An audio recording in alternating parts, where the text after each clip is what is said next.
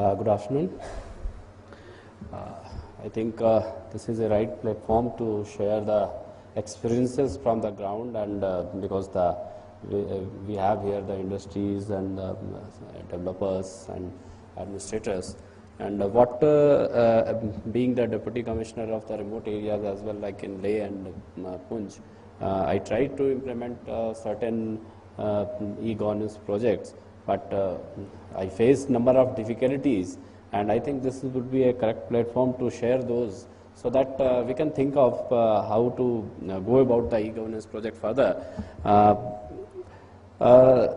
The main importance which has been, the things which have been talked here, that is the availability of the database, the citizen database. That is the most important factor for preparing for any service delivery system, or any even for any plan and any scheme you have to design.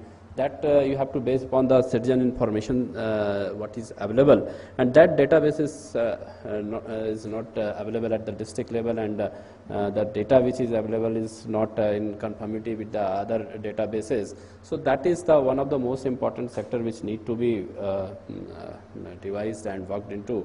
That in place of doing number of surveys and number of surveys through the number of departments, it should be the single line, like if the census department is doing, I think that data itself should be adopted at, it should also be made available at the district level, so that any e-governance project which is being implemented in the district, it has to be made available, it is designed accordingly.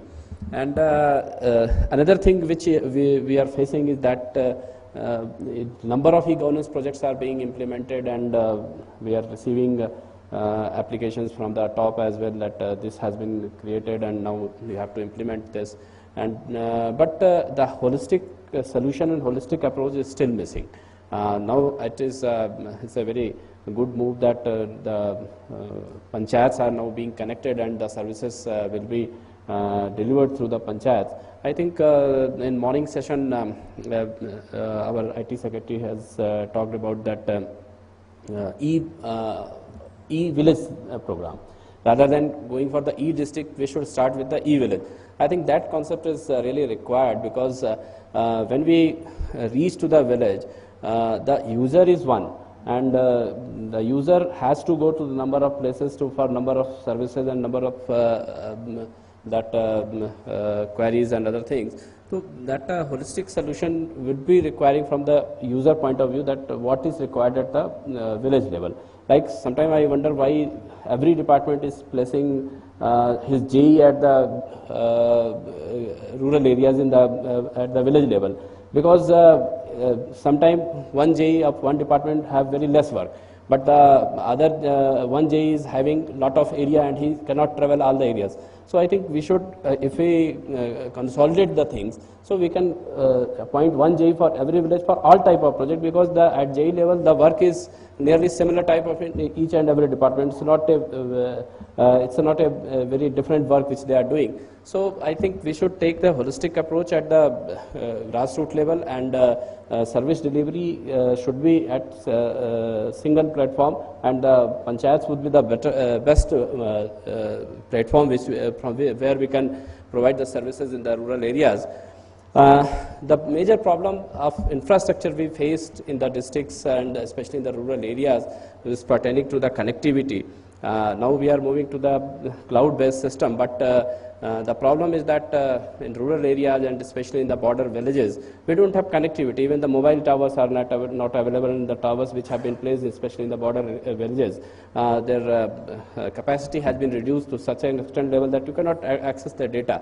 So at that time, you require a system where this offline and online both should work. Then only we can provide the services, as well as we can go for the supervision and monitoring of the various schemes.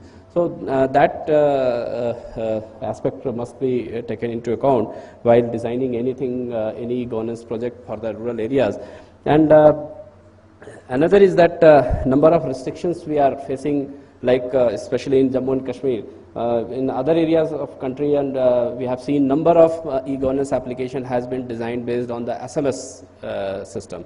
You send an SMS, you can get the information, or the monitoring is being done through the SMS. But in our state, because of the security region, the SMS gateway is restricted, and prepaid mobiles do not get the SMS, and the maximum people are using the prepaid mobiles. So these two restrictions in the rural areas, especially in Jammu and Kashmir, is making it difficult to start any e-governance project. Then there is that the requirement what our Secretary Saab has rightly said, that what we want to do and what we want to provide, that is very important. Mostly we design the e-governance project in such a way that it becomes a supply driven thing. We don't go for the demand. What is the demand and what is the required at the ground level? That is, the system should be designed and the application should be designed in such a way, especially in the rural areas. Even the people who are having some qualifications of diploma in various from the various ITIs and the polytechnics, but sitting idle, and they are not able to utilize their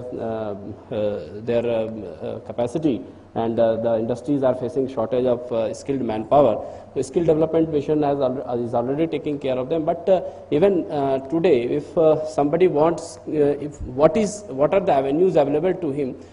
He has to search various data or various websites that where he can fit into. But it is the system should be in place in such a way that he can search what is available to him from a single platform. That is again all type of requirement in a village area should be put at a single platform, at single portal. Then only we can be serving the people in better way.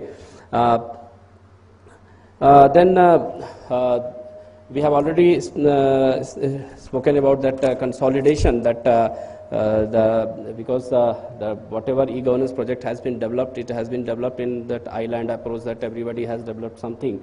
But now the time has come that we have to consolidate, and we have to move to, because now it is an acceptable thing, and it's an acceptable policy of the government that the services should be provided through the e-governance mode, and it is one of the most acceptable and most efficient way of providing the service delivery.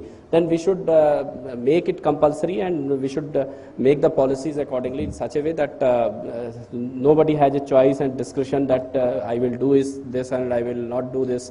The major framework is prepared, and accordingly what the service has to be provided, that is decided, and accordingly the things are planned. Rather than things are planned at an island manner. Like what I feel that district is not an appropriate forum or appropriate stage where the e-governance application should be designed. I think it should be designed at the state level or at the directorate level, so that it has a holistic view, it has a holistic approach. Another thing which we find it problematic in developing the e-governance project and implementing it is that payment part, that financial transaction, that is still missing in Jammu and Kashmir, and everybody, like in DC Jammu office, the biggest challenge that everybody in providing e-governance services is that if the person has to go to a treasury to deposit the required government revenue, and he wastes nearly one day of his time he wastes just to deposit that amount, and next day he comes for the services. So it should be planned in a way that all the things are provided at a single platform. That is, I think, another requirement. And one most important thing which I have seen, especially in the NIC projects, that it is not very user friendly. Sometimes the application is very good, very it's very helpful for the people, but the way it has been designed, it is not very appealable to the people, and it's not very appealable to the person who are using that. Yeah, the staff which is who is implementing that. At that time, it becomes very difficult for the implementers for the administrators to implement it effectively. So it should be sufficient trial must be made before launching an e-governance project, and it should be customized in such a way that it becomes user friendly and it appeals to the masses and it appeals to the person who are using it. Another thing is that capacity building. Capacity building, both like one the speaker has spoken about that capacity building for the users, but I think most important is that capacity building in the government sector and especially the implementers and the administrators. That is one of the most important part, and now the state government has started already started through the various projects, and I think this is one of the most important requirement in providing services in the urban and rural areas. Another thing which has been spoken by the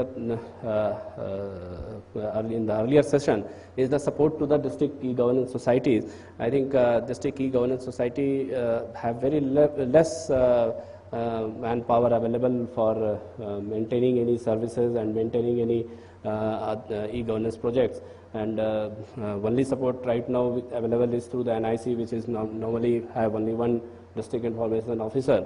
So the method which has been discussed here, that that service provider must be associated with the e-governance societies, and revenue model should be developed in such a way that it generates some revenue and it maintains its own systems. That is again required at district level, so that the whatever services is designed and it is maintained and it is provided properly and smoothly. These are the some points which I was this was in my mind to share with all the August gathering, and thank you. This is all from my side.